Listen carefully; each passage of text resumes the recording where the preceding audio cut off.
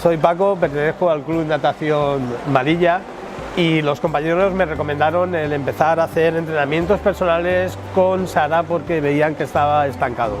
Entonces nada, comencé, ya me dio unos ejercicios específicos y conseguimos en poco tiempo evolucionar bastante.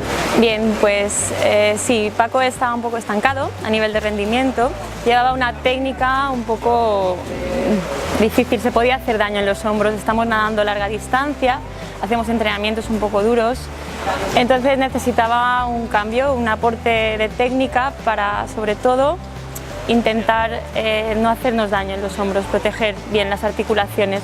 Además de esto, ha encontrado que ha mejorado en el rendimiento y nada más cómodo. Vaya.